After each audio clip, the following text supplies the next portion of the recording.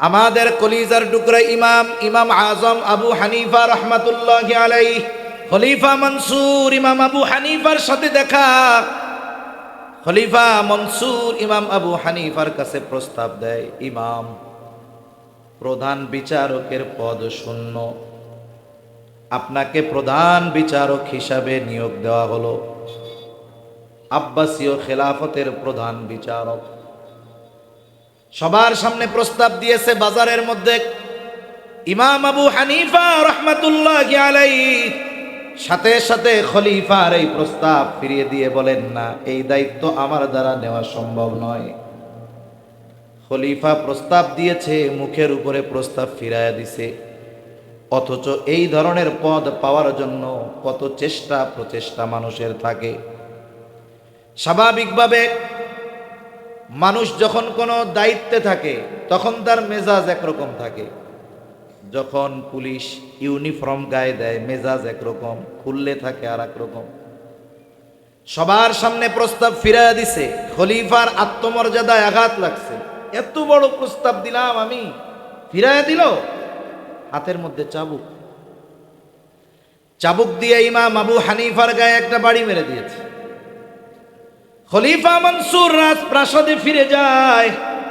মনসুরের চাচা বলে, মনসুর, কাজটা তুমি ভালো করো নাই, তুমি তার কাছে ক্ষমা চাও।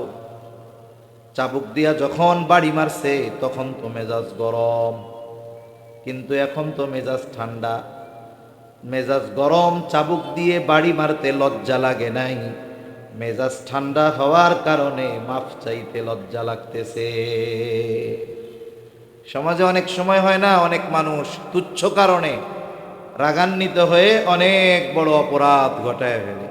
অনেক সময় হয় স্বামী স্ত্রীর দ্বন্দ্ব লাগছে, তুচ্ছ কারণে রাগারাগি হইতে হইতে এটা 14 গোষ্ঠী তালাক পর্যন্ত গড়ায়, ঠিক কিনা বলেন? শয়তানের এই মিশন যখন শেষ, রাগারাগির মিশন শেষ, এইবার মোহাব্বতের খাজানা নিয়ে হাজির। একটু আগে দুইজন দুইজনরে দেখতে পারে না, এখন এমন মোহাব্বত ঢাইলা দেয় দুইজনের অন্তরে যে এখন দুইজন দুইজনরে ছাড়া বাঁচবে না। এবার চলে যায় মুফতি সাহেবের কাছে, কি হয়েছে? বলে, কাজ তো সারা, এই কাম তো করে ফেলছি। কেন করছো? হুজুর, রাগ হইয়া করছি হুজুর। তাহলে এটা কি খুশি হইয়া এই অপরাধ বা এই অন্যায় কেউ করে নাকি? এজন্য রাগ অবস্থায় সিদ্ধান্ত নিতে হয় না। রাসূল সাল্লাল্লাহু আলাইহি ওয়াসাল্লাম রাগ হইলে অবস্থা পরিবর্তনের কথা বলছেন। দাঁড়ানো থাকলে বৈশা পড়বে। রাগ বেশি হইছে, অজু করে নামাজে দাঁড়ায়া যাবে। রাগান্বিত অবস্থায় কোনো সিদ্ধান্ত নিতে হয় না, সিদ্ধান্ত নিতে হয় খুব ঠান্ডা মাথায়। কেন? রাগান্বিত অবস্থার সিদ্ধান্ত অধিকাংশ সময় দেখা যায় পরবর্তী হায়াত পস্তানোর কারণ হয়, ঠিক কিনা বলেন? আর আমাদের অভ্যাস কি জানেন? অহেতুক কাজে আমাদের রাগ ওঠে বেশি, দ্বীনের ব্যাপারে রাগ ওঠে না, ঠিক কিনা? নেতার বিরুদ্ধে কথা গেলে রাগ হয়, মেজাজ গরম, রক্ত গরম হয়। ইসলামের বিরুদ্ধে, কোরআনের বিরুদ্ধে, নবীর বিরুদ্ধে বললে রাগ উঠে না। ওই রাগ উঠায় শয়তান। আর দ্বীনের কারণে রাগ ওঠে, এটা ঈমানের কারণে, ঠিক কিনা বলেন? এজন্য দুনিয়াবী বিষয়ে বিশেষ করে রাগান্বিত অবস্থায় কোনো সিদ্ধান্ত নেওয়া যাবে না। এটা পরবর্তী সময় পস্তানোর কারণ হতে পারে। খলিফা মনসুর মাফ চাইতে যাবে, লজ্জা লাগতেছে। সে চিন্তা করলো তার সবচাইতে বিশ্বস্ত ব্যক্তি যে, তাকে সে মাফ চাওয়ার জন্য পাঠাবে। লোকটাকে বলে, যাও ইমাম আবু হানিফার কাছে গিয়ে আমার পক্ষ থেকে ক্ষমা চাইবা, বলবা খলিফা যে কাজ আপনার সাথে করেছে সে লজ্জিত, ক্ষমা চেয়েছে। সাথে সাথে 1 থলে স্বর্ণ মুদ্রা দিয়ে দিয়েছে। তাকে বলবা এটা খলিফার পক্ষ থেকে আপনার জন্য হাদিয়া। লোকটা চলে গেল ইমাম আবু হানিফার কাছে। যাবার পরে বলে, ইমাম, খলিফা তার আচরণের কারণে লজ্জিত, ব্যথিত, আপনার কাছে ক্ষমা চেয়েছে, আপনি ক্ষমা করে দেন। ইমাম আবু হানিফা রহমাতুল্লাহি আলাইহি নববী গুণে গুণান্বিত মানুষ, যখন বলছে ক্ষমা চেয়েছে, ক্ষমা করে দেন, উনি বলেন, হ্যাঁ, মাফ করে দিলাম। এইবার ওই লোকটা একটু কৌশল খাটায় বলে, আপনি যে মাফ করছেন, খলিফা নিশ্চিত হবে তখন যখন খলিফার দেওয়া এই হাদিয়া আপনি গ্রহণ করবেন। শর্ত লাগায় দিছে। ইমাম আবু হানিফা বলে অসুবিধা নাই, এটা ফেরত নিয়ে যাও, আমি তারে মাফ করে দিছি। লোকটা পিড়াপিড়ি করে, জোরাজুরি করে। ইমাম আবু হানিফা রহমাতুল্লাহি আলাইহি তাকে জিজ্ঞাসা করে, তোমার খলিফা এক থলে স্বর্ণ মুদ্রা আমাকে হাদিয়া দিল, এটা পাইল কোথায়? এটা কি ওনার ব্যক্তিগত সম্পদ নাকি? লোকটা বলে, উনি এত সম্পদ ব্যক্তিগত পাবে কোথায়? বলে, এটা রাষ্ট্রীয় সম্পদ থেকে দিয়েছে। ইমাম আবু হানিফা বলে, যাও ফিরায় নিয়ে যাও, এটা নেওয়া যাবে না। এইবার কয়, আপনি রাখেন, রাইখা আপনি ব্যবহার না করেন, আপনি এটা মানুষকে দান সদকা করে দিয়েন। ইমাম আবু হানিফা এবার কঠোর হয়ে গেলেন, বললেন, এটা ফেরত নিয়ে যাও। আর তোমার খলিফাকে বলবা তাকে এই দায়িত্ব পালনের জন্য প্রতি মাসে সম্মানী দেওয়া হয়, ওই যেই পরিমাণ ভাতা সম্মানী তার জন্য বরাদ্দ, বলে এর বাইরে একটা পয়সা, একটা টাকা ব্যক্তিগত কাজে ব্যবহার করার কোনো সুযোগ নাই। কারণ এই দায়িত্ব তার কাছে আমানত, এই সম্পদের হেফাজত করা তার কাছে আমানত। এইবার ওই লোকটা খলিফার কাছে চলে গেছে। কিছু লোক আছে যে তারা ছোট বিষয়কে মিথ্যার প্রলেপ দিয়ে এত সুন্দর করে উপস্থাপন করে যে মানুষ মিথ্যা জানার পরেও তার কথায় প্রভাবান্বিত হয়। আমরাও ছোটবেলায় যখন মাদ্রাসায় পড়তাম, মাঝে মধ্যে গুলিস্তান যাইতাম। গুলিস্তানে দেখতাম একজন লোক একটা মাইক হাতে নিয়ে সে সর্বরোগের ওষুধ দিচ্ছে, চতুর্দিকে লোকজনের ভিড়। আমরাও উৎসুক নয়নে দেখতাম, একটু শুনতাম, ভালোই লাগতো। তা যদি কোনো বুঝমান ব্যক্তিকে বলা হয় ওই মজলিস থেকে টান দিয়ে বের করে, যে এই লোক যে বলতেছে তার কাছে যেই গাছের শেকড় আছে এইটা খাইলে সব রোগ ভালো হবে, আপনার বিশ্বাস হয়? উনি বলবে, আস্তাগফিরুল্লাহ, এটা জীবনেও বিশ্বাস হয় না। তাহলে আপনি শুনতেছেন কেন? যেভাবে বলে শুনতে তো ভালোই লাগে। কিছু মানুষ আছে মিথ্যা কথা বলে, কিন্তু এমনভাবে সাজায় এটার দ্বারা মানুষ প্রভাবান্বিত হয়। ও খলিফার কাছে গিয়া বলছে, খলিফা, ইমাম আবু হানিফা আপনার হাদিয়া তো নেয় নাই, আপনার খেয়ানতকারী বলছে। খলিফা প্রচন্ড রাগান্বিত হয়ে গেছে। এবার বাহিনী পাঠায় দিছে, যাও আটক করো, জেলখানার মধ্যে বড়। ইমাম আবু হানিফা রহমাতুল্লাহি আলাইহিকে জেলে ভরা হলো। ইমাম আবু হানিফা রহমাতুল্লাহি আলাইহিকে প্রতিদিন চাবুক দিয়ে আঘাত করা হয় আর বলা হয়, আপনি যদি প্রধান বিচারকের দায়িত্ব গ্রহণ করেন ছেড়ে দেওয়া হবে। ইমাম আবু হানিফা চাবুকের আঘাতে জর্জরিত, তবুও উনি প্রধান বিচারকের দায়িত্ব গ্রহণ করেন নাই। আল্লাহ তাআলা বলেন, ইন্নাল্লাহা ইয়া'মুরুকুম, নিশ্চয়ই আল্লাহ তোমাদেরকে আদেশ দিচ্ছেন, আন তুআদ্দুল আমানাতি ইলা আহলিহা, যে আমানত তার হকদারের কাছে ফিরিয়ে দাও। 2 নম্বর আল্লাহ তাআলা বলেন, ওয়া ইযা হাকামতুম বাইনান নাসি আন তাহকুমু বিল আদল, তোমরা যখন মানুষের মধ্যে বিচার আচার করবা, ন্যায় বিচার করবা। এই আয়াতে আল্লাহ তাআলা 2টা বিষয়ের ব্যাপারে আমাদের নির্দেশ দিয়েছেন। ইমাম শাফিঈ রহমাতুল্লাহি আলাইহি বলেন, এই 2টা গুণ তথা আমানতদারিতা আর ন্যায়পরায়ণতা, এমন 2টা গুণ, যদি এই 2টা গুণ কোনো ব্যক্তি অর্জন করে, বলে সে সৌভাগ্যবান হয়ে যায়। এই গুণ যদি কোনো সমাজের মানুষের মধ্যে থাকে, সেই সমাজের মানুষ সৌভাগ্যবান হয়ে যায়। এই 2টা গুণ যদি কোনো জাতির মধ্যে থাকে, তারা সৌভাগ্যবান জাতিতে পরিণত হয়ে যায়। এই 2টা গুণ যদি কোনো দেশের মানুষের মধ্যে থাকে, রাষ্ট্র পরিচালকদের মধ্যে থাকে, তাহলে ওই দেশের মানুষ বড় সৌভাগ্যবান মানুষ হয়ে যায়। কিন্তু আফসোসের ব্যাপার, ব্যক্তি থেকে নিয়ে রাষ্ট্র পর্যন্ত, ক্ষুদ্র ব্যক্তি থেকে সর্বোচ্চ দেশের সম্মানিত ব্যক্তি পর্যন্ত, এই 2টা জিনিসের বড়ই অভাব। এই জন্য আমাদের ভাগ্যরও আর পরিবর্তন হচ্ছে না। যদিও এই আয়াতে দায়িত্বকে আমানত বলে অভিহিত করা হয়েছে, কিন্তু মুফাসসিরিনে কেরাম বলেন এখানে সব ধরনের আমানতদারিতা অর্জনের নির্দেশ আল্লাহ তাআলা দিয়েছেন, আমানতদার হওয়ার নির্দেশ দিয়েছেন। রাসূল আকরাম সাল্লাল্লাহু আলাইহি ওয়াসাল্লামও আমানতদারিতার ব্যাপারে সর্বোচ্চ গুরুত্ব দিয়েছেন। একজন প্রকৃত মুমিন সে কখনো খেয়ানতকারী হতে পারে না, আর যে খেয়ানতকারী সে কখনো প্রকৃত মুমিন হতে পারে না।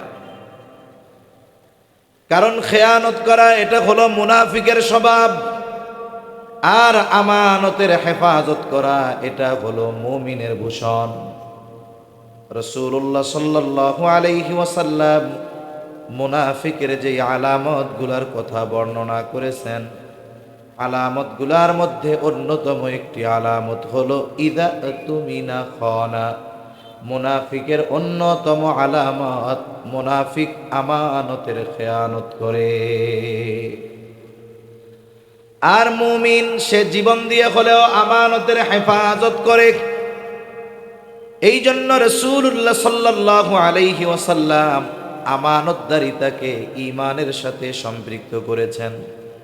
কিছু গুণ আছে যেগুলো অর্জন করলে ব্যক্তির ব্যক্তিত্ব শুধু বাড়ে, কিন্তু আমানতদারিতা এমন এক গুণ, এটা অর্জন করলে শুধু ব্যক্তিত্ব আর সম্মান বাড়ে এমনটা নয়, বরং আমানতদারিতা অর্জনের মাধ্যমে একজন ব্যক্তি পরিপূর্ণ ঈমানদার হতে পারে।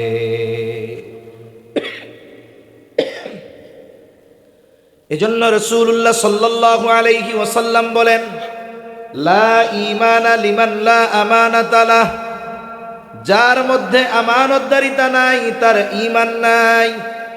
তার মানে আমানতদারিতার সম্পৃক্ততা সাধারণ গুণ অর্জনের সাথে সম্পৃক্ত নয়, বরং আমানতদারিতার সম্পৃক্ততা ঈমানের সাথে। এই জন্য প্রত্যেকটা ঈমানদারকে পরিপূর্ণ আমানতদার হওয়ার দরকার আছে না নাই? আমাদের প্রত্যেককে পরিপূর্ণ আমানতদার হওয়া দরকার। কোন কোন ক্ষেত্রে আমানতদারিতা অর্জন করতে হবে? অনেকগুলো বিষয় আছে, কয়েকটা বিষয় আমরা একটু মুযাকারা করি। এক নম্বরে আমানতদারিতা অর্জন হবে লেনদেনের মধ্যে। লেনদেন আদান প্রদানের মধ্যে আমানতদারিতা অর্জন করতে হবে। যদি কারো কোনো আমানত আমার আপনার কাছে গচ্ছিত থাকে, রক্ষিত থাকে, যদি হকদার সেটা ভুলেও যায়, অথবা হকদার যদি মরেও যায়, হকদার যদি ভুলে যায়, তাহলে নিজ দায়িত্বে হকদারের কাছে তার এই হক আমানতের বস্তু পৌঁছায়া দিতে হবে। যদি হকদার মারা যায়, তার যে ওয়ারিশরা আছে তাদের কাছে এগুলো পৌঁছিয়ে দিতে হবে। এক কথায় আমার আপনার জীবনটাকে এমনভাবে গঠন করা দরকার, আমি দুনিয়া থেকে যাবার পর কেউ যেন এই কথা না বলতে পারে যে ওই লোকটার কাছে আমার এই জিনিস পাওনা আছে। আমলে যদি কোনো কিছু একটু কম হয়ও, আল্লাহ যদি চায় সেটা আল্লাহ মাফ করে দিতে পারে, কিন্তু আমানতের বস্তু হোক আর সাধারণভাবে মানুষের হক হোক, এই রকম কোনো কিছু যদি দুনিয়ায় কেউ আমার আপনার কাছে পাওনা থাকে, তাহলে কিয়ামতের দিন ধরা পড়ে যাওয়া লাগতে পারে। এজন্য বিশেষ করে কোনো মানুষ যেন আমার আপনার কাছে কোনো কিছু পাওনা না থাকে। আর আমানতদারিতার ব্যাপারে তো সর্বোচ্চ সচেষ্ট হতে হবে। আমানতের বস্তু যদি আমার আপনার কাছে কারোটা থাকে, যথাযথভাবে হেফাজতপূর্বক ওই হকদারের কাছে পৌঁছিয়ে দেওয়াটাই আমার আপনার দায়িত্ব। লেনদেন সম্পৃক্ত বিষয় বেশি লম্বা করব না। তাহলে এক নাম্বার আমরা আমানতদারিতা অর্জন করব লেনদেনের মধ্যে। দুই নাম্বার বলে কথাও কিন্তু আমানত হয়। রাসূলুল্লাহ সাল্লাল্লাহু আলাইহি ওয়াসাল্লাম বলেন, ইদা হাদ্দাসার রাজুলু সুম্মা ইলতাফাতা ফাহিয়া আমানাতুন। নবীজি সাল্লাল্লাহু আলাইহি ওয়াসাল্লাম বলেন, যখন কোনো ব্যক্তি কথা বলে আর এদিকে সেদিকে তাকায়, ফাহিয়া আমানাতুন, ওই কথাটা যার কাছে এদিক সেদিক তাকায় বলে, ওই কথাটা তার কাছে আমানত হয়ে যায়। কিন্তু আমাদের খাসলাত পরিপূর্ণ, এর ব্যতিক্রম। কোন ব্যক্তি যদি আমার আপনার কাছে তার কোনো গোপন কথা বলবার পর যদি বলে হুজুর আপনার কাছে কথাটা বললাম, আপনি আর কাউরে কইেন না। কারণ দুনিয়ার মানুষের অনেক ব্যক্তিগত কথা থাকে, যেই কথাগুলো সমাজের মানুষ যদি জানতে পারে সে লজ্জিত হবে, সমাজের মানুষের সামনে মুখ দেখাতে পারবে না। আবার ওই কথাগুলো বুকের মধ্যে চাপায় রাখা তার জন্য কষ্টকর হয়ে যায়। এজন্য অনেক সময় সে যাকে নিরাপদ মনে করে, বিশ্বস্ত মনে করে, দেখা যায় তার মনের কষ্টগুলো ওই ব্যক্তির কাছে খুলে বলে না অনেক সময় যে আপনার কাছে বললাম আমার দিলটারে হালকা করার জন্য, ভার হয়ে গেছে, কথাগুলো বললে একটু দিলটা হালকা লাগে। কিন্তু আপনি অন্য কারো কাছে বললেন না, তাইলে তো আর সমাজে মুখ দেখানো যাবে না। এই যে কাজটা হইল কি, সে আমারে যদি বলতে মানা করে, আমরা কি করি, ওই কথা যত দ্রুত আর একজনের কাছে না বলি ভাল লাগে না। আমারে বইলা গেল ভাই কারো কাছে বইলেন না, আপনার কাছে শুধু বললাম। অবস্থা হলো এখন আর ওই কথা হজম হয় না। সে আমার চোখের আড়াল হওয়ার আগে আর একজনকে ডাক দিয়ে আমি বলি ওই লোকটারে চিনো? বলে হ্যাঁ চিনি। সমাজের মানুষ অনেক সম্মান করে। আরে মিয়া যত করা করুক, আমি ওনার ব্যাপারে যা জানি কেউ জানে না। আমাকে খুব বিশ্বাস করে, আমার কাছে তার পারিবারিক বিষয়ের খুব গোপন কথা বলছে, কারো কাছে বলতে মানা করছে। তবে আমিও তোমারে খুব বিশ্বাস করি, তোমার কাছে কইলাম তুমি কাউরে কইও না। এরকম বলে না? আপনাদের ভাষায় কি বলবে? ওটা আই তোরে ফেদ্দি, তুই কারো কাছে নো বলছ, এরকম বলবে না? এখন বিষয় হলো, আমাকেও তো বলছিল কারো কাছে বললেন না, আমি তো আর একজনের কাছে বললাম। ও করবে কি, ও আর একজনকে বলবে হুজুর মিথ্যা কথা কয় না। বেটা হুজুর মিথ্যা কথা কয় নাকি? সত্যবাদী অনেক। অমুকের ব্যাপারে হুজুর আমার এই কথা বলছে, কারো কাছে বলতে মানা করছে। দোস্ত আমি তোমারে কই, তুমি কাউরে কইও না। এইভাবে সকালবেলার কথা দুপুর হতে হতে যেই কথা কারো কাছে বলা মানা ছিল 100 জনের কাছে পৌঁছায় গেছে। যে যারে বলে শুধু বলে তোমারে বললাম তুমি কাউরে বইল না। এখন বলেন তো, যেই কথাটা কারো কাছে বলতে মানা ছিল, যখন এই কথা 100 জনের কাছে পৌঁছায় গেল, বলেন তো খেয়ানতের পরিমাণ একটা আছে নাকি 100 হয়ে গেছে? এই যে 100 জনের কাছে কথা যে পৌঁছাইলো, এর জন্য দায়ী কে? বলে প্রথম যে কথাটা খেয়ানত করেছে সে হলো দায়ী। আর হাদিসের মধ্যে আসছে, নবীজি সাল্লাল্লাহু আলাইহি ওয়াসাল্লাম বলেন, যখন কারো দ্বারা কোনো ভালো কাজের সূচনা হয়, ওই ভালো কাজ যতজন করে যত পরিমাণ সওয়াব হয়, যার দ্বারা ওই ভালো কাজের সূচনা হয়েছে সবার সওয়াবের সমপরিমাণ সওয়াব সে পেয়ে যায়। সুবহানাল্লাহ। কিন্তু যারা পরে করছে তাদের সওয়াব কমে না। অনুরূপভাবে যখন কারো দ্বারা কোনো মন্দ কাজের সূচনা হয়, ওই মন্দ কাজ যতজন করে সকলের সমপরিমাণ গুনাহ প্রথম যে মন্দ কাজ করেছে তার আমল নামায় যোগ হয়ে যায়। আদম আলাইহিস সালামের হত্যাকারী সন্তান, যার মাধ্যমে এই পৃথিবীতে সর্বপ্রথম অন্যায়ভাবে হত্যাকাণ্ড সংগঠিত হয়েছে, কিয়ামত পর্যন্ত যত অন্যায় হত্যাকাণ্ড হবে সব হত্যাকাণ্ডের সমপরিমাণ গুনাহ তার আমলনামায় যোগ হবে। এই জন্য যে কোনো বিষয়ে এগুলো খেয়াল রাখা দরকার। আমার দ্বারা যদি কোনো খেয়ানতের শুরু হয়, আমার দ্বারা যদি কোনো পাপের শুরু হয়, আমার পরে যতজন সেটা করবে সবার সমপরিমাণ গুনাহ প্রথম যার দ্বারা শুরু হলো তার আমলনামায় যোগ হয়ে যাবে। আবার অনেক সময় হয় যখন বন্ধুত্ব থাকে, সম্পর্ক ভালো থাকে, তখন অনেক কিছু গোপন করে। কিন্তু যদি কোনো কারণে বন্ধুত্ব নষ্ট হয়ে যায়, দুইজনে বিভক্ত হয়ে যায়, তখন এই গোপন কথাগুলোকে অস্ত্র বানায় বা গোপন বিষয়কে অস্ত্র বানায়। কি বলে? বেশি কথা বইল না, তোমার ব্যাপারে কিন্তু জানা আছে, কইলে কিন্তু সব কইয়া দিমু। বলে কি বলে না? আপনার বন্ধু ছিল, আপনি তার কথার আমানতগুলো হেফাজত করছেন, এখন শত্রু হয়ে গেছে, বিপক্ষে চলে গেছে, এই জন্য আমানতের খেয়ানত করা যাবে? রহমতের নবী আমার আপনার নবী মুহাম্মাদুর রাসূলুল্লাহ সাল্লাল্লাহু আলাইহি ওয়াসাল্লাম শত্রুর আমানতের হেফাজত করেছেন। রাসূল আকরাম সাল্লাল্লাহু আলাইহি ওয়াসাল্লামের সিরাত অনেক অমুসলিমেরাও লেখছে। একজন অমুসলিম এই ভারতীয় উপমহাদেশে সফর করতে আসছিলেন ইংরেজদের শাসন আমলে। মুসলমানদের মধ্যে উনি অনেক পর্যবেক্ষণ করেছেন।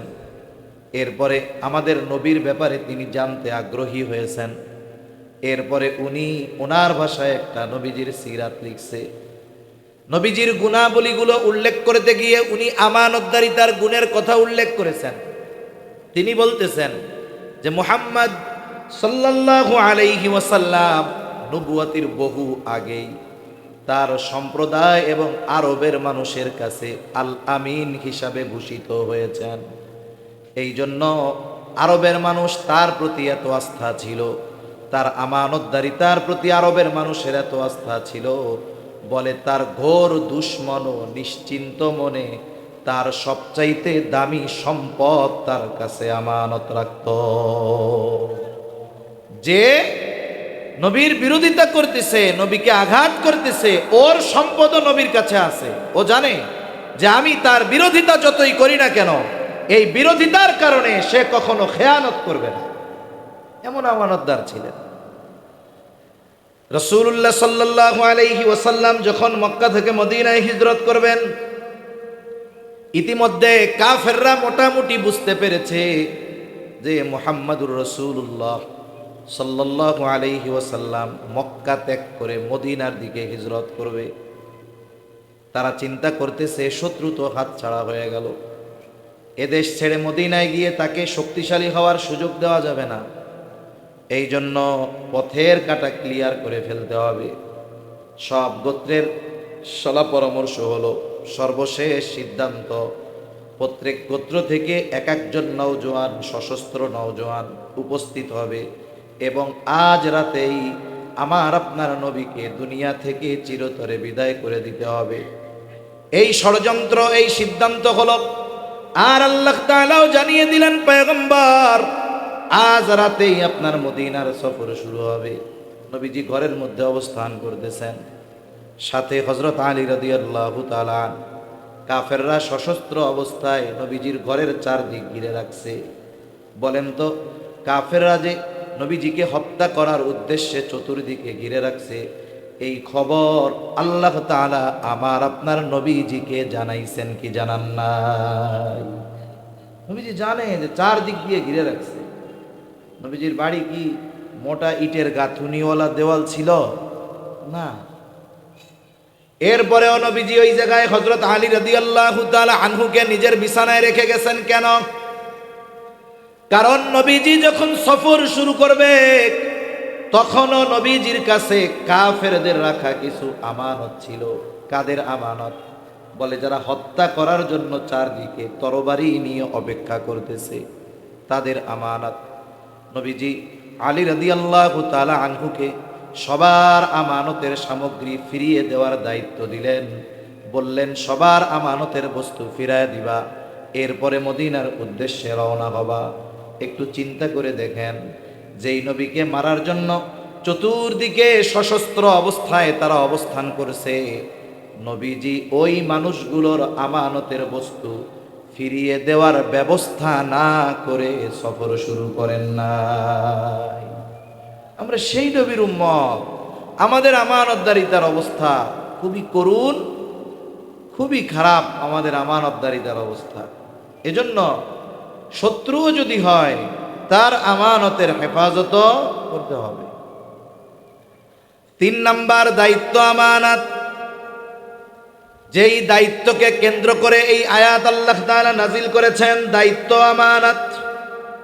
এখন তো এমন এক জামানা, মানুষ দায়িত্ব নেওয়ার জন্য প্রতিযোগিতা করে।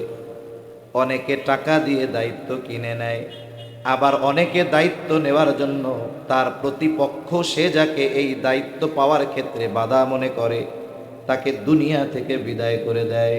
আছে না নাই? কিন্তু এমন এক জামানা ছিল মানুষকে জোর করে দায়িত্ব দেওয়া যায় নাই, বরং এমনও ঘটনা আছে দায়িত্ব দেওয়া হতে পারে, এই কথা শুনে এলাকা ছেড়ে পালায় চলে গেছে। দায়িত্ব দেওয়া হতে পারে, সংবাদ পাইছে রাষ্ট্রীয় এই দায়িত্ব আমারে দিতে পারে, পেরেশান, ঘুম হয় না, চিন্তা করতে যদি আগামীকাল দায়িত্ব দিয়ে দেয়, এই ভয়ে সূর্য ওঠার আগে, সকাল হওয়ার আগে, ফজরের আগে গাঠি গুঠি নিয়ে এলাকা ছেড়ে পালায় চলে গেছে, দায়িত্ব নিতে চায় নাই। আমাদের কলিজার টুকরা ইমাম, ইমাম আজম আবু হানিফা রহমাতুল্লাহি আলাইহি, চিনেন তো নাকি? চিনেননি? মাথা জাগেন কে? মুখ দিয়ে কোন চিনেন? অনেকজন চিনে না, এই জন্য সমালোচনার মাধ্যম বানায় ওনারে। ইমাম আবু হানিফা রহমাতুল্লাহি আলাইহি, খলিফা মনসুর ইমাম আবু হানিফার সাথে দেখা।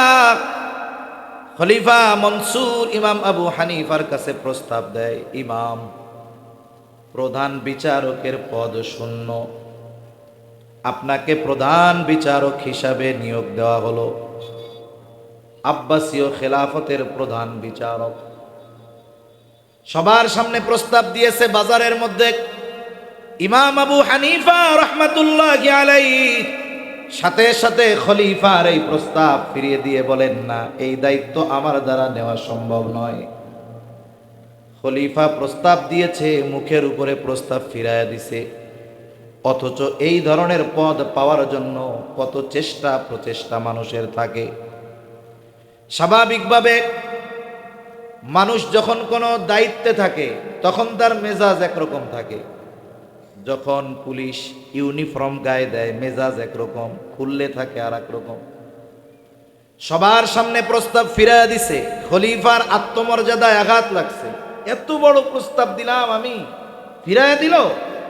হাতের মধ্যে চাবুক, চাবুক দিয়ে ইমাম আবু হানিফার গায়ে একটা বাড়ি মেরে দিয়েছে। খলিফা মনসুর রাজপ্রাসাদে ফিরে যায়। মনসুরের চাচা বলে, মনসুর, কাজটা তুমি ভালো করো নাই, তুমি তার কাছে ক্ষমা চাও।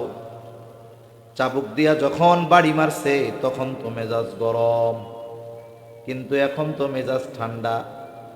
মেজাজ গরম, চাবুক দিয়ে বাড়ি মারতে লজ্জা লাগে নাই, মেজাজ ঠান্ডা হওয়ার কারণে মাফ চাইতে লজ্জা লাগতেছে। সমাজে অনেক সময় হয় না, অনেক মানুষ তুচ্ছ কারণে রাগান্বিত হয়ে অনেক বড় অপরাধ ঘটায় ফেলে।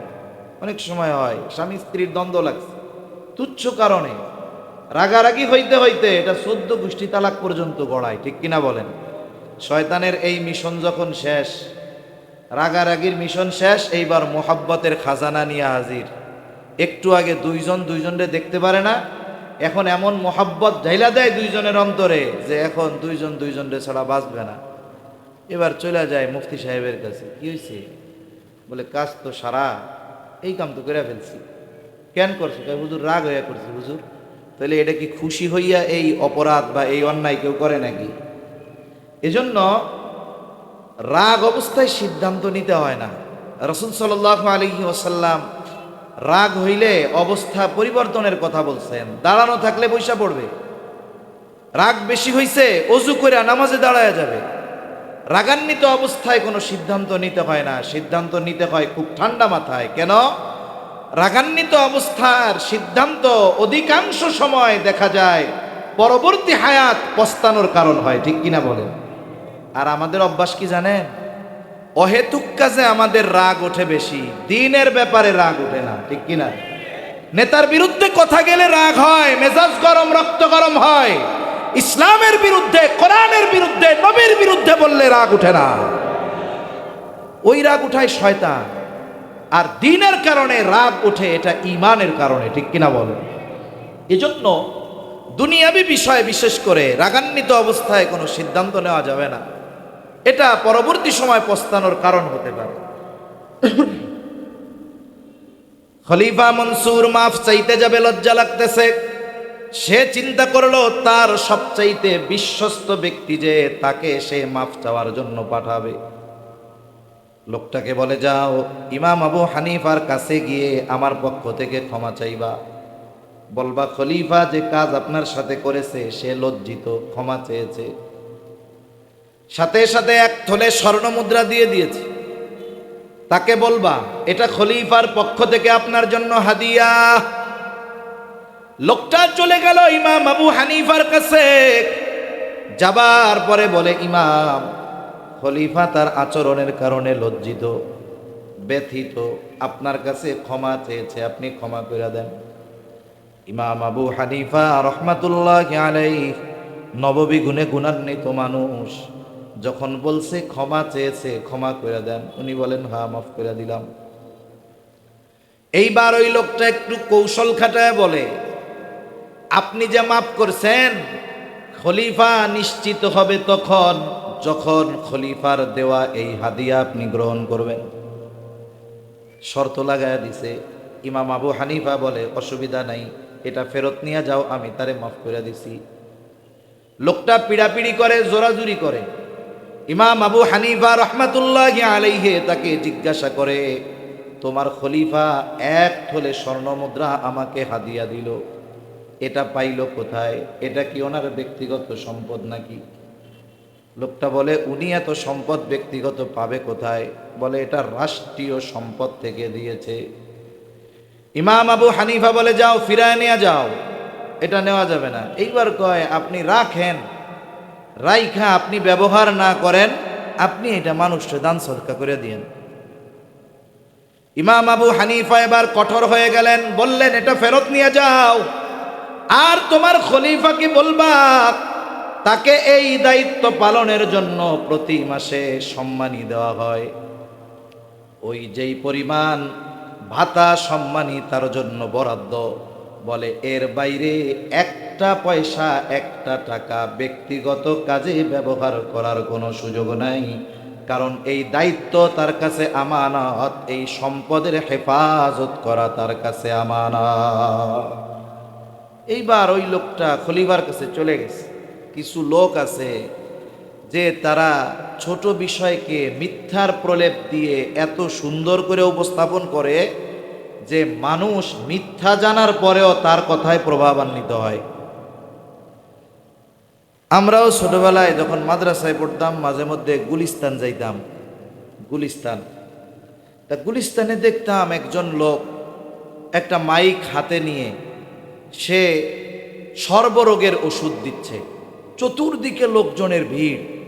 আমরাও উৎসুক নয়নে দেখতাম, একটু শুনতাম, ভালোই লাগতো। তা যদি কোনো বুঝমান ব্যক্তিকে বলা হয় ওই মজলিস থেকে টান দিয়ে বের করে, যে এই লোক যে বলতেছে তার কাছে যেই গাছের শেকড় আছে এটা খাইলে সব রোগ ভালো হবে, আপনার বিশ্বাস হয়? উনি বলবে আস্তাগফিরুল্লাহ, এটা জীবনেও বিশ্বাস হয় না। তাহলে আপনি শুনতেছেন কেন? যেভাবে বলে শুনতে তো ভালোই লাগে। কিছু মানুষ আছে মিথ্যা কথা বলে কিন্তু এমনভাবে সাজায়, এটার দ্বারা মানুষ প্রভাবান্বিত হয়। ও খলিফার কাছে গিয়া বলছে, খলিফা, ইমাম আবু হানিফা আপনার হাদিয়া তো নেয় নাই, আপনার খেয়ানতকারী বলছে। খলিফা প্রচন্ড রাগান্বিত হয়ে গেছে। এবার বাহিনী পাঠায় দিছে, যাও আটক করো, জেলখানার মধ্যে বড়। ইমাম আবু হানিফা রহমাতুল্লাহি আলাইহিকে জেলে ভরা হলো। ইমাম আবু হানিফা রহমাতুল্লাহি আলাইহিকে প্রতিদিন চাবুক দিয়ে আঘাত করা হয় আর বলা হয়, আপনি যদি প্রধান বিচারকের দায়িত্ব গ্রহণ করেন ছেড়ে দেওয়া হবে। ইমাম আবু হানিফা চাবুকের আঘাতে জর্জরিত, তবুও উনি প্রধান বিচারকের দায়িত্ব গ্রহণ করেন নাই। অনেক সময় কিছু মানুষ মনে করে যে জেলখানায় যারা যায় সবাই মনে হয় খারাপ। এই যে গত 2-1 দিন আগে, গত স্বৈর শাসকের সময় হাজার হাজার, শত শত, হাজার হাজার নিরহ মানুষকে গুম করা হয়েছিল। বেশ কয়েকটা প্রতিবেদন বের হয়েছে। যাদেরকে গুম করা হয়েছে এরা কেউ খারাপ মানুষ না, এরা সকলেই ভালো মানুষ, খারাপ মানুষ না। এজন্য জেলখানার মধ্যে জামানার, প্রত্যেক জামানার 2 শ্রেণীর মানুষের যাওয়া লাগে। এক শ্রেণীর মানুষ হলো সবচেয়ে খারাপ মানুষ, আর এক শ্রেণীর মানুষ হলো জামানার সবচেয়ে ভালো মানুষ। জামানার সবচাইতে যারা হকের ব্যাপারে কঠোর, এই মানুষগুলাকেও জেলখানায় যাওয়া লাগে। এই জন্য জেলখানায় শুধু চোর চুট্টা যায় না, জেলখানায় ইমাম আজমেরও যাওয়া লাগে, ঠিক কিনা বলে? এই জন্য এই জামানায়ও যারা জেলখানায় যায় সবাই খারাপ না। জামানার শ্রেষ্ঠ সন্তানগুলো যারা বাতিলের বিরুদ্ধে সর্বোচ্চ কঠোর, এদেরকেও জেলখানায় যাওয়া লাগে। ইমাম আবু হানিফা রহমাতুল্লাহি আলাইহি চাবুকের আঘাতে জর্জরিত, তবুও দায়িত্ব গ্রহণ করেন না। ঐতিহাসিকদের থেকে দুইটা মত পাওয়া যায়। এক নাম্বার, ওনাকে যখন জুলুম করেও নরম বানানো যায় নাই, তখন একটা সময় ওনারে খাবারের সাথে বিষ মিশায়া হত্যা করা হলো। আর একটা, যে উনি যখন প্রচণ্ড রকমের অসুস্থ হয়ে গেলেন, ওনাকে বাড়িতে পাঠিয়ে দেওয়া হলো, কিন্তু গৃহবন্দী করে ফেলা হলো। ইমাম আবু হানিফা রহমাতুল্লাহি আলাইহিকে তার শাগরেদেরা জিজ্ঞাসা করতেছে,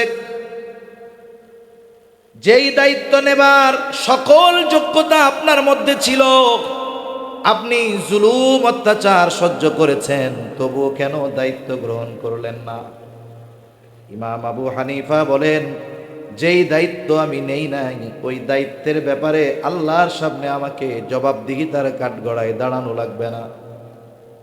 কিন্তু যদি দায়িত্ব নেওয়া হয়, আমি বা আমার অধীনের কেউ যদি দায়িত্বের খেয়ানত করে, আল্লাহর সামনে জবাবদিহিতার কাঠগড়ায় দাঁড়ানো লাগবে।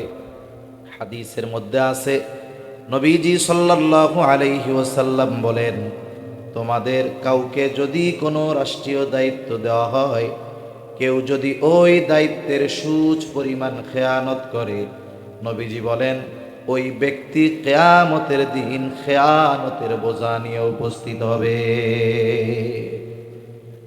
আর এই জামানায় মানুষ দায়িত্ব নেওয়ার প্রতিযোগিতা করে। কেন? বলে কোনো মতে যদি সরকারি রাষ্ট্রীয় দায়িত্ব কোনো মতে একটা পাওয়া যায়, তাইলে ও কমপক্ষে 100 কোটি টাকার মালিক, 100 কোটি টাকার মালিক। 100, 200, 500, 1000 কোটি এখন আমাদের কাছে বেশি লাগে না, যদিও আমাদের কাছে নাই, কিন্তু যেই পরিমাণ পাচার হয়েছে শুনতে শুনতে এই টাকাগুলোরে কাগজের মতো লাগে। এখন পাতি নেতাও 1000 কোটি টাকার মালিক হয়ে যায়, মেম্বারও হাজার হাজার কোটি টাকার মালিক হয়ে যায়। করোনার মধ্যে ইংল্যান্ডের প্রধানমন্ত্রী বরিস জনসন নাকি নাম, এটা এ বলতেছে, খবরে দেখলাম যে সে প্রধানমন্ত্রীর দায়িত্ব ছেড়ে দিবে। কেন? কারণ হিসাবে সে বলতেছে, আমাকে যে অনারিয়াম দেওয়া হয় প্রধানমন্ত্রীর দায়িত্ব পালন করার কারণে, এটা দিয়ে আমার ফ্যামিলি চলে না। আবার এই দায়িত্বের চাপে আমি আমার ব্যবসা বাণিজ্য ভালো মতো খোঁজখবর নিতে পারতেছি না, আমার এখন সংসার চলে না, দায়িত্ব ছেড়ে দিবে। তা আমি ওই সময়ই কথাটা ভাবছি যে তোর কপাল পোড়া, তুই কেন ওই দেশে জন্ম নিলি? তুই যদি কোনো মতে বাংলাদেশে আসতে পারতি, অথবা কোনো মতে মেম্বার টেম্বার হইতে পারতি, তুইও হয়তো ইংল্যান্ডে 250 বাড়ি কিনতে পারতি। বাংলাদেশের একজন কিনছে না, 250-র উপরে বাড়ি কিনছে ইংল্যান্ডে। তা কোনো মতে এই দেশে এসে মেম্বার হইতে পারলে তুমি ইংল্যান্ডে গিয়ে বাড়ি কিনতে পারতা, বেগম পাড়ায় বাড়ি কিনতে পারতা। তাহলে চিন্তা করে দেখেন যে মানুষ দায়িত্বকে কত বড় গনিমত মনে করে। আবার অনেকে মনে করে যে মানুষের সেবা করার জন্য দায়িত্বই দরকার, দায়িত্ব না হইলে মনে হয় মানব সেবা করা যায় না। কিছু সেবা তো দায়িত্ব না পাইলেও করা যায়। যেমন মনে করেন অনেক সময় চেয়ারম্যান ইলেকশন করে। গত স্বৈরাচার সরকারের সময় আমরা দেখছি যে সর্বশেষ ইউনিয়ন পরিষদ নির্বাচনেও ব্যক্তি বাছাই করার সুযোগ ছিল না। কারণ যখন কোনো নির্বাচন দলীয় প্রতীকে হয়, ওই জায়গায় তখন আর ব্যক্তি মূল্যায়ন করার সুযোগ থাকে না, যাচাই বাছাই করার সুযোগ থাকে না। একসময় ইউনিয়ন পরিষদেও নির্বাচন হবে, কোন দলীয় মার্কায় হবে। এখন সবাই চিন্তা করতেছে যেই দল ক্ষমতায়, কোনো মতে যদি ওই দলের মার্কা নিয়ে চেয়ারম্যানিতে দাঁড়ানো যায়, ভোট দিনে লাগবে না, ভোট রাতের বেলা ভূতে এসে দিয়ে দিবে। এই জন্য দেখা গেছে কি, মার্কা একটা, কিন্তু ওই মার্কা চায় 20 জন। মার্কা কয়টা? এটার ক্যান্ডিডেট কয়জন? 20 জন, এই একই মার্কা চায়। তখন কি হবে? পাবে তো একজন। তখন এই মার্কা উঠে নিলামে, নিলামে উঠে। এইবার দাম শুধু বাড়ে, বাড়তে বাড়তে এক এলাকায় এক চেয়ারম্যান পদপ্রার্থী, সে সম্ভবত 5 কোটি টাকা দিয়ে শুধু মার্কা নিছে। মার্কা নিতে লাগছে কয় কোটি? 5 কোটি। এরপরে সে এবার চেয়ারম্যান পদপ্রার্থী ওই দলের পোস্টার ছাপাইছে। পোস্টারে কি লিখছে? আসন্ন এত নং ইউনিয়ন পরিষদ নির্বাচনে চেয়ারম্যান পদপ্রার্থী হিসাবে অমুক ভাইকে তমুক মার্কায় ভোট দিয়ে অত্র ইউনিয়নের জনগণের সেবা করার সুযোগ প্রদান করুন। এখন বলেন তো, যেই লোকটা 5 কোটি টাকা দিয়ে মার্কা কিনতে পারে, ওই লোক যদি ওই ইউনিয়নের লোকের সেবা করতে চায়, ওর কি চেয়ারম্যান হওয়ার দরকার আছে? ও তো অঢেল সম্পত্তির মালিক, ওইটা দিয়েই তো মানুষের উপকার করতে পারে, সেবা করতে পারে। তার মানে কি? বলে যদি নামের সাথে চেয়ারম্যান পদটা লাগানো যায়, দায়িত্বটা পাওয়া যায়, 5 দিছি বেশি না, সাথে একটা শূন্য যোগ করে এটারে উসুল করবো।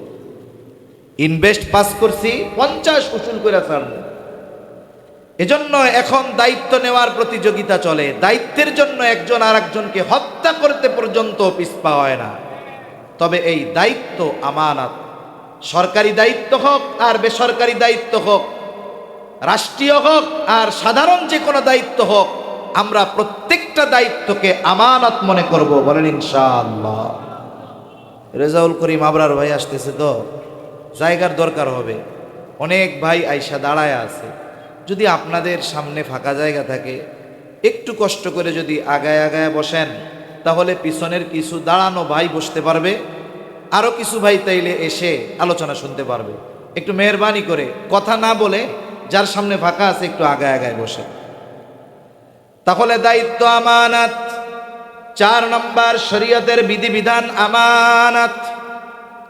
আল্লাহ তাআলা কোরআনুল কারীমের মধ্যে বলেন, ইন্না আরাদনাল আমানাতা আলাস সামাওয়াতি ওয়াল আরদি ওয়াল জিবাল ফাআবাইনা আন ইয়াহমিলনাহা ওয়া আশফাকনা মিনহা ওয়া হামালাহাল ইনসান।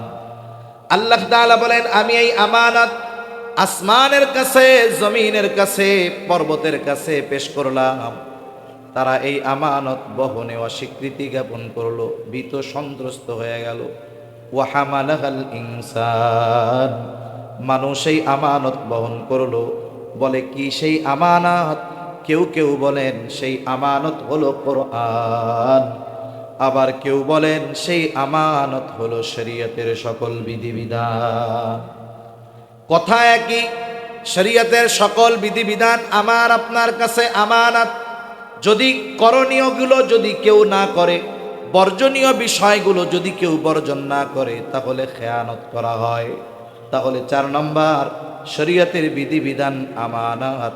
5 নম্বর বলে সময়টাও আমানত। আমি যদি কোনো জায়গায় কোনো সময়ের ব্যাপারে ওয়াদাবদ্ধ থাকি, কেউ যদি কোথাও কোনো জব করে, চাকরি করে, যদি এমন শর্ত থাকে যে 8 ঘন্টা ডিউটি করতে হবে, দৈনিক এই 8 ঘন্টা সময় তার নয়, বরং এই 8 ঘন্টা সময় সে যার অধীনে চাকরি করতেছে, এই 8 ঘন্টা সময়ের হকদার সে। এই সময়গুলোর মধ্যে ফাঁকি দেওয়ার কোনো সুযোগ নাই। কোনো ব্যক্তি যদি ফাঁকি দেয়, এই সময়টাকে দায়িত্ব অবহেলা করে, অপচয় করে, নষ্ট করে, তাহলে নিঃসন্দেহে সে খেয়ানতকারী হবে। একজন বুজুর্গের ঘটনা শোনাই, অনেক আগের বুজুর্গ তা নয়। মাজহার নানুতুবি রহমাতুল্লাহি আলাইহি, যার নামে মাজাহিরুল উলুম সাহারানপুর মাদ্রাসা, এই মাজহার নানুপুরি রহমাতুল্লাহি আলাইহি, নানুতুবি রহমাতুল্লাহি আলাইহি, উনি এক জায়গায় খেদমত করতেন। মাস শেষে ওজিফা নিতেন সময় হিসাব করে। যদি কখনো কোনো সময় ক্লাসের সময় নিজের কাজে ব্যয় করতেন, ওইটা লিখে রাখতেন। একদিন এক লোক ওনার কাছে আসছে, ক্লাসের সময় খুব জরুরি ব্যক্তিগত কথা বলতেই হবে। উনি ক্লাস বন্ধ করে ওই ব্যক্তির সাথে কথা বললেন। এরপরে নোটের মধ্যে লেখা রাখছেন, অমুক দিন অমুক ক্লাসে এই কয় মিনিট সময় আমি আমার ব্যক্তিগত কাজে ব্যবহার করেছি। ওজিফা দেওয়া হলো অফিস থেকে, ওই সময় হিসাব করে যেই পরিমাণ অর্থ হয় ওটা উনি ফেরত দিয়ে দিলেন। অফিস থেকে জিজ্ঞাসা করা হয়, এইটা কি বেশি গেছে নাকি? বলে না। ফেরত দিলেন তাইলে কেন? বলে অমুক দিন অমুক ক্লাসে এই কয় মিনিট সময় আমি আমার নিজের কাজে ব্যয় করেছিলাম, এই জন্য ওই সময়ের সমপরিমাণ ওজিফা আমার জন্য নেওয়া উচিত হবে না। এই রকম মানুষও এই দুনিয়া থেকে গেছে। তাই এই 5টা বিষয় আমরা খেয়াল রাখি, আশা করা যায় অন্যান্য বিষয়গুলো এগুলোর মাধ্যমে আমাদের মধ্যে চলে আসবে। তাহলে আল্লাহ তাআলার নির্দেশ, ইন্নাল্লাহা ইয়া'মুরুকুম আন তুআদ্দুল আমানাতি ইলা আহলিহা। আল্লাহ তাআলা বলেন, নিশ্চয় আল্লাহ তোমাদের আদেশ করতেছেন আমানত তার হকদারের কাছে ফিরিয়ে দাও। সামগ্রিক কথা হলো তোমরা আমানতদার হও। 2 নম্বর নির্দেশ, ওয়া ইদা হাকামতুম বাইনান নাসি আন তাহকুমু বিল আদল। আল্লাহ তাআলা বলেন, তোমরা যখন মানুষের মধ্যে বিচার আচার করবা, ন্যায় বিচার করবা, ন্যায় বিচার করবা। এখন প্রশ্ন হতে পারে, বিচার তো করবে জজ কোর্টের বিচারক, সুপ্রিম কোর্টের বিচারক, আমরা বিচার করব কোত্থেকে? দুনিয়ার মানুষ জীবনের কোনো না কোনো সময় বিচারকের ভূমিকায় অবতীর্ণ হতে হয়। বাবার 2 জন সন্তান, 2 সন্তানের মধ্যে দ্বন্দ্ব লাগছে। এখন এই দ্বন্দ্ব নিরসনে বিচারকের ভূমিকায় বাবা হয় কি হয় না বলেন? 2 মুসলিম ভাইয়ের মধ্যে দ্বন্দ্ব লাগছে, বলে এই মুসলিম ভাইদের মধ্যে দ্বন্দ্ব নিরসনে আপনাকে বা আমাকে বিচারক হিসাবে বলা হয়েছে, আপনি ফয়সালা করে দেন। এখন আমি বিচারক, এক্ষেত্রে আমার এটা সুযোগ নাই যে আমার কাছের কোনো মানুষ, পরিচিত কোনো মানুষ যদি ওই বিচার প্রার্থী হয়, আমি তার সাথে সম্পর্কের কারণে বিচারে পক্ষপাতিত্ব করে তার পক্ষ অবলম্বন করব। অথবা এমন কোনো ব্যক্তি যদি হয় যার সাথে আমার সম্পর্ক নাই, যার প্রতি আমার বিদ্বেষ, এই কারণে আমি তার সাথে অবিচার করব, এটার সুযোগ ইসলাম কখনো রাখে নাই। বরং আল্লাহ তাআলা সুস্পষ্টভাবে জানিয়ে দিয়েছেন, কোন সম্প্রদায়ের প্রতি বিদ্বেষের কারণে তাদের উপরে অবিচার করা যাবে না। শত্রুও যদি ন্যায় বিচার চেতে আসে, শত্রুর ব্যাপারেও ন্যায় বিচার করতে হবে। হাজারো ঘটনা ইসলামে এমন আছে, ইয়াহুদি আর একজন সাহাবী নবীজির কাছে বিচার প্রার্থী হয়েছে। বিচারের ক্ষেত্রে সাক্ষ্য প্রমাণের মাধ্যমেই ফয়সালা দেওয়া হবে। ইয়াহুদি মিথ্যা সাক্ষী নিয়ে গেছে, কিন্তু প্রকৃত হকদার সাহাবী, তার কাছে সাক্ষ্য নাই। আল্লাহ রসুল সাল্লাল্লাহু আলাইহি ওয়াসাল্লাম ইয়াহুদির পক্ষে ফয়সালা দিয়ে দিয়েছেন। এই যে ইসলামে ন্যায় বিচারের যেই সৌন্দর্য, কিন্তু আফসোসের ব্যাপার, জামানা এমন, ন্যায় বিচারও নাই। আবার ন্যায় বিচার করলে আমাদের মধ্যে মেনে নেওয়ার টেন্ডেন্সিও নাই।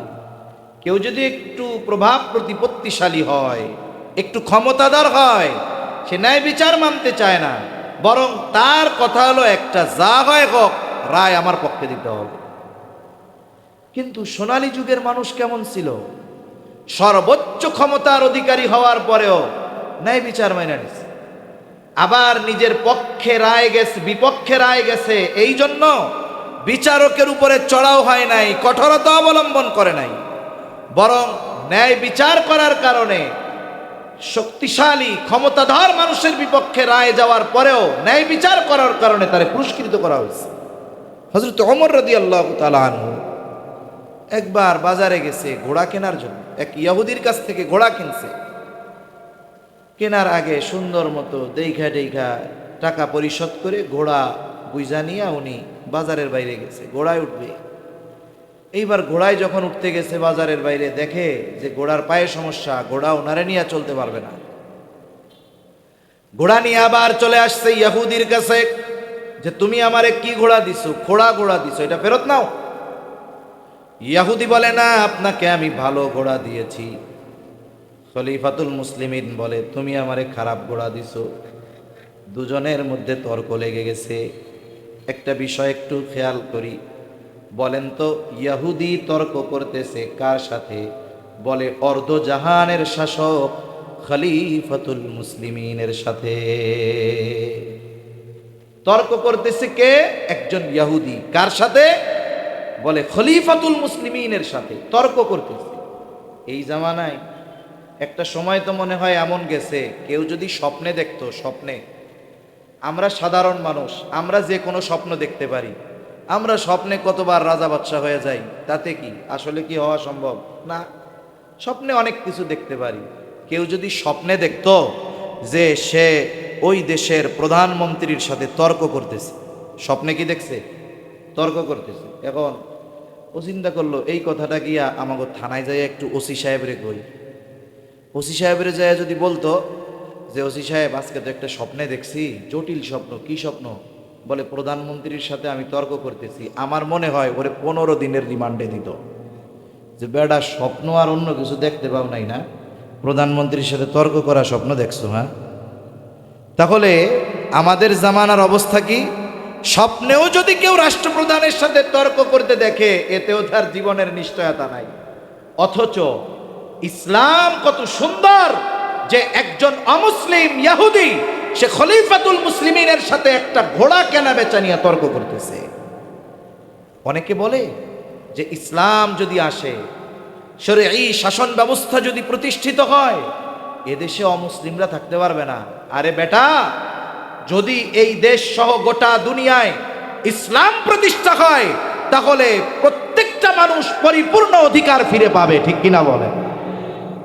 ইসলামই একমাত্র মানুষকে পরিপূর্ণ অধিকার নিশ্চিত করতে পারে মানুষের। এছাড়া অন্য কোনো দর্শন, মতাদর্শ, জীবন ব্যবস্থা মানুষের অধিকার পরিপূর্ণ নিশ্চিত করতে পারে না। যার প্রমাণ খলিফার সাথে তর্ক করতেছে একজন ইহুদি। হযরত ওমর রাদিয়াল্লাহু তাআলা আনহু এবার তারে বলতেছে, তাইলে এক কাজ করো, তোমার আর আমার মধ্যে এই দ্বন্দ্ব নিরসনে তৃতীয় আর একজনকে ফয়সালাকারী হিসাবে সাব্যস্ত করো। ইহুদি নিজের ধর্মের কাউকে ফয়সালাকারী হিসাবে সাব্যস্ত করে নাই। আশেপাশে তাকায় দেখা যায় সুরাইহকে বলে, খলিফাতুল মুসলিমিন, আমার আর আপনার মধ্যে এই দ্বন্দ্ব নিরসন করবে সুরাই। হযরত ওমর রাদিয়াল্লাহু তাআলা আনহু বলেন, ঠিক আছে। এইবার সুরাইহ বিচারকের প্রথম কাজ হলো বাদী এবং বিবাদী উভয়ের কথা সম গুরুত্ব সহকারে শোনা। নবীজি সাল্লাল্লাহু আলাইহি ওয়াসাল্লামও বলে দিয়েছেন, যিনি বিচারক হবেন, বাদী বিবাদী উভয়ের কথা সম গুরুত্ব দিয়ে শুনতে হবে এবং দুইজনের এই কথার পরিপ্রেক্ষিতে পরিপূর্ণভাবে নিরপেক্ষতার সাথে ফয়সালা প্রদান করতে হবে। উনি দুইজনের কথা শুনছেন। সর্বশেষ খলিফাতুল মুসলিমিনকে বলতেছেন, আপনি কি চান? আপনার চাওয়া কি? হযরত ওমর রাদিয়াল্লাহু তাআলা আনহু বলেন, সে এই ঘোড়া ফেরত নিবে, এটা হলো আমার চাওয়া। সুরাই এবার জিজ্ঞাসা করে, খলিফাতুল মুসলিমিন, আপনি যখন তার থেকে ঘোড়া বুঝে নিয়েছিলেন তখন কেমন নিছেন? কয়, ভালোই তো নিছি, দেখে টেখে নিয়েছি, কোনো সমস্যা ছিল না। ঘোড়ার সমস্যা পরিলক্ষিত হয়েছে কখন? বলে, যখন বাজারের বাইরে গিয়া ঘোড়ায় উঠতে গেছি, তার মানে বেচা কেনার মজলিসের বাইরে গিয়া ঘোড়ার সমস্যা ধরা পড়ছে। এইবার সুরাই খলিফাতুল মুসলিমিনকে বলে, খলিফাতুল মুসলিমিন, সুরাই বলতেছে, ইহুদি ঘোড়া ফেরত নিতে বাধ্য, তবে আপনি যেমনটা তার থেকে বুঝে নিয়েছেন তেমনটা তাকে ফেরত দিতে হবে। এখন বলেন তো, সুরাই যে বিচার করলো, বিচার খলিফার পক্ষে না বিপক্ষে? খলিফার বিপক্ষে রায় চলে গেছে। খলিফাতুল মুসলিমিন একটু চুপ হয়ে গেছে। একটু পরেই বলতেছে, হ্যাঁ সুরাই, এটাই ন্যায় বিচার। এবার খলিফা কি করছেন? বলে, সুরাই, তুমি আজই চলে যাও, কুফার প্রধান বিচারকের পদ শূন্য, আমি তোমাকে এই মুহূর্তে কুফার প্রধান বিচারক হিসাবে নিয়োগ দিয়ে দিলাম। আগের শাসকদের ন্যায় বিচার মেনে নেওয়ার মন মানসিকতা ছিল, এই জন্য বিচারকরা নির্দ্বিধায় নির্ভয়ে ন্যায় বিচার করত। আর এখনের জামানা, আমার দেশ পত্রিকার খবর বেশ কিছুদিন আগে, সুপ্রিম কোর্টের 5 জন বিচারকের পদোন্নতি হয়েছে অবিচার করার মাধ্যমে। বুঝেন নাই? ন্যায় বিচার করলে তিরস্কৃত হয়েছে, প্রমোশন হয় নাই, আটকায় রাখায় দেওয়া হয়েছে, জুনিয়র বানায় রাখা হয়েছে, জুনিয়ররা সিনিয়র হয়েছে, লজ্জায় অবসর নিয়ে চলে গেছে। আর 5 জন বিচারকের পদোন্নতি হওয়ার মাধ্যম কি বলে অবিচার করার মাধ্যমে। সরকারের টার্গেটের লোকগুলাকে কঠিন শাস্তি দেওয়ার মাধ্যমে তারা নজরে গেছে, আর ওই জালেম তাদেরকে জুলুমের কারণে পদোন্নতি দিয়ে দিচ্ছে। তাইলে যেই দেশে অবিচার করে প্রমোশন পাওয়া যায়, সেই দেশে তো মানুষ ন্যায় বিচার না অবিচারের প্রতিযোগিতাই করবে, এটাই স্বাভাবিক। এজন্য ওই সময়ের মানুষের ন্যায় বিচার মেনে নেওয়ার মতো ইচ্ছা ছিল যে বিচার আমার বিপক্ষে রায় যায় যাক, আমি মেনে নিব। এই ধরনের টেন্ডেন্সি সবার ছিল। কিন্তু আফসোস, আমাদের মধ্যে একটু ক্ষমতাধর হলে ন্যায় বিচার মেনে নিতে চায় না। বরং কোনো বিচারক যদি এমন কোনো রায় দিতে চায় যেটা তার বিপক্ষে যাবে, বলে ওকে টুকা মেরে বাংলাদেশ থেকে আমেরিকায় পাঠায় দেয়। দেয় না এরকম? এসকে সিনহারে পাঠায় দিছে না? এসকে সিনহা কি মুসলমান নাকি? একসময় তো নিজের লোকই মনে করতো। যখন এসকে সিনহা একটু উল্টাপাল্টা করতে গেছে, চিন্তা করছে হায় রে, এই আইন যদি ও কইরা ফেলে, রায় যদি দিয়া দেয়, তাইলে তো বিচার বিভাগের উপরে আমাদের যেই প্রভাব, এটা তো আর থাকবে না। এর আগেই পাস করে দিচ্ছে, জীবন নিয়ে পালানো লাগছে ওর আমেরিকায়। এই হলো অবস্থা আমাদের সমাজের বিচার ব্যবস্থা। এখন এই বিচার ব্যবস্থার যদি উন্নতি ঘটাতে হয়, ন্যায় বিচার যদি প্রতিষ্ঠা করতে হয়, ইসলাম দরকার। ইসলাম ছাড়া দুনিয়ার কোন মতাদর্শ ন্যায় বিচার প্রতিষ্ঠা করতে পারবে? আমানতদারিতার ন্যায় বিচার থাকবে না, আর শান্তি আসবে, এটা আকাশ কুসুম কল্পনার মতো। আর একটা ঘটনা শোনাই, হযরত আলী রাদিয়াল্লাহু তাআলা আনহু, ওই যে ওমর রাদিয়াল্লাহু তাআলা আনহু শুরাইহকে প্রধান বিচারক হিসাবে নিয়োগ দিয়েছে কুফার। একটা সময় ইসলামের রাজধানী কুফায় স্থানান্তরিত হলো। হযরত আলী রাদিয়াল্লাহু তাআলা আনহু খলিফাতুল মুসলিমিন, ওনার লৌহ বর্ম হারায় গেছে। একদিন খলিফাতুল মুসলিমিন বাজারে আসলেন, আইসা দেখে ওনার লৌহ বর্ম একজন ইহুদি সুন্দর মতো পরিষ্কার টরিষ্কার কইরা বাজারে বিক্রয়ের জন্য উঠাইছে। হযরত আলী রাদিয়াল্লাহু তাআলা আনহু গিয়া তাকে ধরছে, এটা আমার লৌহ বর্ম, কয়েকদিন আগে হারায় গেছে, তুমি পাইছো কই এটা কও। ইহুদি বলে, এটা আমার, আপনার না। মাল তো ইহুদির হাতে। আলী রাদিয়াল্লাহু তাআলা আনহু দাবি করতেছে এটা আমার। এই বিষয়টা নিয়ে দুইজন চলে গেল বিচারকের কাছে। কোন বিচারক? বলে ওই যে হযরত ওমর রাদিয়াল্লাহু তাআলা আনহু নিয়োগ দিয়ে গেছে শুরাই। খলিফাকে দেখা বলে, খলিফাতুল মুসলিমিন কি ব্যাপার? বলে এই কারণে আসছে, এই যে আমার লৌহ বর্ম কিছুদিন আগে হারায় গেছে, এটা এখন ইহুদি আজকে বাজারে উঠাইছে বেচার জন্য, এটা আমার। ইহুদি কয় আমার। হযরত আলী রাদিয়াল্লাহু তাআলা আনহুকে বলা হলো, খলিফাতুল মুসলিমিন, এই লৌহ বর্ম যে আপনার, এই ব্যাপারে আপনার পক্ষে কোনো সাক্ষী আছে নাকি? হযরত আলী রাদিয়াল্লাহু তাআলা আনহু নিজের ছেলে আর গোলামকে নিয়ে আসছে, এরা আমার সাক্ষী। শুরাইহ বলতেছে, খলিফাতুল মুসলিমিন, পিতার ব্যাপারে পুত্রের সাক্ষ্য গ্রহণ করা হবে না। এখন বাকি থাকলো একজন, কমপক্ষে সাক্ষী লাগবে 2 জন পুরুষ, তাহলে গোলামের সাক্ষ্য গ্রহণযোগ্য হবে না। এখন আপনার আর কোনো সাক্ষী আছে নাকি? বলে নাই। এখন বলেন তো, শুরাইহ যে রায় দিল, এই রায় আলী রাদিয়াল্লাহু তাআলা আনহুর পক্ষে না বিপক্ষে? বিপক্ষে। রায় পেয়ে গেছে, ইহুদি তার পক্ষে, লৌহ বর্ম নিয়ে হাঁটা দিছে বাড়ির দিকে। এরপরে দুইজনের মধ্যে অন্য বিষয়ের কথাবার্তা চলতেছে। এইগুলা না, জয় মিয়া শুরাই, আমি হইলাম খলিফাতুল মুসলিমিন, নবীজির চাচাতো ভাই জামাতা, হ্যাঁ, আমার সাথে আমার ছেলে জান্নাতের যুবকদের সর্দার, এটা কি মিথ্যা কথা কইব? আমাকে কথা বিশ্বাস হয় না? তুমি রায় ইয়ার পক্ষে দিয়া দিলা? এইরকম কোনো কথাবার্তা নয়, অন্য কথা হইতেছে। বিচারক বিচার দিয়েছে, রায় দিয়ে দিয়েছে, যেইটা ওটা শেষ। এরপরে ওই সাবজেক্ট নিয়ে আর কোনো কথা বলার প্রয়োজন নেই, অন্য বিষয়ে কথা হচ্ছে। ইহুদি কিছু দূর গিয়া চিন্তা করে, হায় রে, এটা যদি 2 ধমক দিয়ে আমার কাছ থেকে বিচারক কাইডা রাখতো, এমনিই তো দিয়া দিতাম। কিন্তু রায় খলিফার বিপক্ষে দিয়া দিল, তার সন্তানকে তার পক্ষে সাক্ষী হিসাবে গ্রহণ করলো না। হায় রে, এই দিন না কত সুন্দর, আবার ফিরে আসছে, কি ব্যাপার?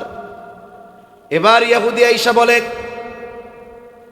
আসলে এই লৌহবর্ম খলিফার উনি একদিন দ্রুততার সাথে কোথাও যাচ্ছিলেন, পেছনে এটা বাধা ছিল, পড়ে গেছে, উনি খেয়াল করেন নাই। আমি এইটাকে বাড়ি নিয়ে পরিষ্কার পরিচ্ছন্ন করে ধুয়ে মুছে এটাকে বাজারে বিক্রয়ের জন্য উঠাইছি। এইবার খলিফার লৌহবর্ম খলিফাকে ফেরত দেওয়া হলো। আর ইসলামের এই ন্যায় বিচারের সুন্দর দৃষ্টান্ত দেখে ইহুদি কালিমা পড়ে মুসলমান হয়ে যায়। সর্বশেষ একটা হাদিস থেকে ঘটনা শোনায় কথা শেষ করে দেই। এই যে যে ন্যায় বিচারের দৃষ্টান্ত, এগুলো শিখিয়েছেন মুহাম্মাদুর রাসূলুল্লাহ সাল্লাল্লাহু আলাইহি ওয়াসাল্লাম। রাসূল আকরাম সাল্লাল্লাহু আলাইহি ওয়াসাল্লামের দরবারে এক মহিলা চুরি করছে, শাস্তি হিসাবে তার হাত কাটা হবে। নবীজি সাল্লাল্লাহু আলাইহি ওয়াসাল্লাম হুজরার ভিতরে মহিলা, মাখজুম গোত্রের মহিলা, কুরাইশ বংশের তিনটা সম্মানিত শাখা, একটা হলো হাশেমি, একটা উমাইয়া, আর একটা হলো মাখজুম। মাখজুম গোত্রের মহিলা চুরি করছে, হাত কাটা হবে। সাহাবা একরাম চিন্তা করলো, নবীর প্রতি যেমন তাদের মহব্বত, নবী বংশের প্রতিও তাদের মহব্বত। কারণ মুনাফিকদের, ইহুদিদের কিছু বদ খাসলাত ছিল, তারা ব্যক্তির অপরাধকে গোটা গোত্রের উপরে চাপায়া দিত। আমাদের অনেক জায়গায় সমাজে এখনো এই কাজটা আছে। মনে করেন আপনাদের এদিকে গোত্র বংশ আছে না? এরকম কি কি বংশ গোত্র আছে? হ্যাঁ, চৌধুরী। আপনাকে ওইটা দিয়ে কর দরকার নাই, আমাকে এলাকারটা দিয়ে কই। আমাদের এলাকায় মোল্লা আছে, মুন্সি আছে, শেখ আছে। মনে করেন মোল্লা গোষ্ঠীর একটা ছেলে চুরি করছে। চুরি করছে যে ছেলেটা, তার গোষ্ঠী হলো মোল্লা গোষ্ঠী। এখন এই যে চুরি করছে, বলেন তো এই চুরির দায় গোটা গোত্র বা গোষ্ঠীর উপর নাকি শুধু এই ব্যক্তির উপর? শুধু ব্যক্তির উপর। কিন্তু আমাদের অঞ্চলগুলাতে অনেক জায়গায় মানুষ কি করবে, পরের দিন যদি ওই যে চুরি করছে যেই গোত্রের ছেলে, ওই গোত্রের একজন ভদ্র মানুষও বাজারে আসে, দেখাই ওই যে দেখ আইতাছে চোরের বংশের লোক, এরকম বলে কি বলে না? তার মানে ব্যক্তির দোষকে পুরা গোত্রের উপরে চাপায়া দেয়। এটা কখনোই সমীচীন নয়, ভালো কাজ নয়। এটা ইহুদিরা, মুনাফিকরা এগুলা করে। বংশ তো কুরাইশ, গোত্রের পার্থক্য আছে ঠিক। ওরা বলবে যে দেখো কুরাইশ বংশের মহিলা এটা চোর, এই কথাটুকু সাহাবা ইকরামের দিলে সহ্য হবে না। কারণ তারা তো আমাদের মতো জিলাপি খাওয়া আশেকে রাসূল না, তারা হলো একনিষ্ঠ খাঁটি আশেকে রাসূল। ওনাদের একজনের রাসূলের প্রতি ইশক, একজন সাহাবীর ইশক, মুহাব্বত নবীর প্রতি যদি এক পাল্লায় দেওয়া হয়, আর গোটা দুনিয়ার সব আশিকে রাসূলের মুহাব্বতকে এক পাল্লায় দেওয়া হয়, একজন সাহাবীর মুহাব্বত নবীর ব্যাপারে ভারী হবে। এমন মুহাব্বত তাদের রাসূলের প্রতি। এই কথা বলবে, এটা তো সহ্য হবে না। তাইলে নবীর কাছে একটু সুপারিশ করা যায় কিনা, শাস্তিটা একটু কমানো যায় কিনা? নবীজির কাছে খবর পৌঁছানো দরকার যে এই মহিলা কুরাইশ বংশের মহিলা। কে খবর দিতে যাবে? যায়েদ রাদিয়াল্লাহু তাআলা আনহুর ছেলে ওসামা। তাকে কয়েকজন শিখায়া দিছে, ওসামা তুমি যাও, তোমার নানার কাছে গিয়ে বলবা, নানা যেই মহিলার হাত কাটা হবে সেই মহিলা কুরাইশ বংশের মহিলা। নবীজির কাছে গিয়ে ছোট ওসামা নবীজির কাছে গিয়ে বলে, নানা যেই মহিলা চুরি করেছে, যার হাত কাটা হবে সে কুরাইশ বংশের মহিলা। নবীজি বুঝতে পারছে এই ছোট বাচ্চা নিজের থেকে এই কথা বলে নাই, অবশ্যই এই কথা তাকে কেউ শিখায়া দিয়েছে। নবীজি সাল্লাল্লাহু আলাইহি ওয়াসাল্লাম হুজরা থেকে বের হলেন। নবীজি বলতেছেন, তোমরা কি আমাকে এমন বিষয়ের জন্য সুপারিশ করতেছো যেই বিষয়ের শাস্তি কার্যকর করার নির্দেশ দিয়েছেন আল্লাহ? আল্লাহর চূড়ান্ত ফয়সালা, এই শাস্তি কার্যকর করতে হবে, এটা আল্লাহর নির্দেশ। এমন বিষয়ের ব্যাপারে ফয়সালা করতেছ? নবীজি বলেন, শুনে নাও, তোমাদের পূর্বে এই কারণে অনেক সম্প্রদায়কে আল্লাহ ধ্বংস করে দিয়েছেন। কোন কারণে? বলে তাদের মধ্যে যখন কোনো শরীফ বা সম্ভ্রান্ত ব্যক্তি চুরির অপরাধে আটক হতো, মানুষেরা তাকে ছাইড়া দিত, বলতো লোকটা শরীফ মানুষ, লোকটা সম্ভ্রান্ত বংশের মানুষ, চুরির কারণে এর শাস্তি দেওয়া যাবে না। আবার একই অপরাধে যখন কোনো দুর্বলকে আটক করা হতো, বলে তার উপরে শাস্তি কার্যকর করা হতো। এই যে অবিচার, ন্যায় বিচারহীনতা, নবীজি বলেন এই কারণে তোমাদের পূর্বে বহু সম্প্রদায়কে ধ্বংস করে দেওয়া হয়েছে। নবীজি বলেন আল্লাহর শপথ, যদি মুহাম্মাদের কন্যা ফাতেমাও চুরি করত, লাকাতাতু ইয়াদাহা, আমি অবশ্যই তার হাতটাও কেটে দিতাম। এই যে বিচারের ক্ষেত্রে ন্যায়পরায়ণতা, পক্ষপাতিত্ব না করা, নিজের কাছের মানুষ হলে তার ব্যাপারে শিথিলতা প্রদর্শন করা, আর যদি পছন্দের মানুষ না হয়, শত্রু হয়, কঠোরতা আরোপ করা, এটা ইসলাম আমাদের শিক্ষা দেয় নাই, বরং ইসলাম আমাদেরকে পরিপূর্ণ ন্যায়পরায়ণতা আর ন্যায় বিচারের শিক্ষা দিয়েছে। এখন কথা হলো পরিবর্তন কেমনে হবে? এটা তো বৃহৎ পরিবর্তনের দরকার। মনে রাখতে হবে একজন ব্যক্তি থেকে নিয়েই জাতি গঠন হয়। পরিবর্তনের প্রথম ধাপ হবে আমার নিজের থেকে। আমি পরিপূর্ণ আমানতদার হব, আমি পরিপূর্ণ ন্যায়পরায়ণ হব, আমি পরিবর্তন হব, আমার পরিবারের মানুষদেরকে এই পরিবর্তনের মধ্যে আনব। একটা সময় আশা করা যায় এই পরিবর্তনের ছোঁয়া গোটা দুনিয়াব্যাপী ছড়িয়ে যাবে ইনশাআল্লাহ। মনে হতে পারে অসম্ভব, এটা কিভাবে সম্ভব? বলে আমরা সম্প্রতি নিকট অতীতে এমন কিছুর বাস্তবতা দেখেছি যেটা আমরা ঘটার আগ পর্যন্ত মনে করতাম এটা অসম্ভব, ঠিক কিনা বলেন? কিন্তু এমন কিছুকেও আল্লাহ তাআলা আমাদের সামনে বাস্তবে পরিণত করে দেখিয়েছেন। এজন্য দরকার আমাদের সদিচ্ছা, আমাদের স্পৃহা, আমাদের ইস্তেকামাত। যদি আমি আপনি এই ব্যাপারে দৃঢ় হই যে আমি পরিপূর্ণ আমানতদার হব, আমি ন্যায়পরায়ণ হব, তাহলে আমার আশেপাশের মানুষও আশা করা যায় এই দুই গুণে গুণান্বিত হবে ইনশাআল্লাহ। এরপরে আল্লাহ তাআলা বলেন ইন্নাল্লাহা নি'ম্মা ইয়াইযুকুম বিহ, এই দুইটা বিষয়ের আদেশ দিয়ে আল্লাহ তাআলা নিজের ওয়াজের প্রশংসা নিজে করতেছেন। আল্লাহ তাআলা নিজের ওয়াজের প্রশংসা নিজে করে বলেন, নিশ্চয়ই আল্লাহ তোমাদের কতই না সুন্দর ওয়াজ করলে। দুনিয়াতে কেউ যদি ওয়াজ করার পরে নিজের ওয়াজ রে নিজে সুন্দর বলে, তাইলে বলবে এই হুজুর রে এইখানে কেন আনছে, ওর তো পাবনায় থাকার দরকার ছিল, ঠিক না? আল্লাহ তাআলা যে নিজের ওয়াজের প্রশংসা নিজে করতেছেন, এটা আল্লাহ তাআলার সম্মানের সাথে যায়। আল্লাহ তাআলা বলেন কতই না সুন্দর ওয়াজ আল্লাহ করলেন। এরপরে কেমন যেন আল্লাহ বলেন, বান্দা এই তাকবীর দেন, নারায়ে তাকবীর, আবরার সাহেবের আগমন, নারায়ে তাকবীর, মাশাআল্লাহ, কথা শেষ। এই দুইটা সুন্দর ওয়াজ তো আমি আল্লাহ করলাম, এটা তো আল্লাহর ওয়াজ। এখন এই ওয়াজ শোনার পরে, জানার পরে কি আলোচনা সমালোচনা করো, আমল করো কি করো না, বলেন তো আল্লাহ দেখেন কি দেখেন না?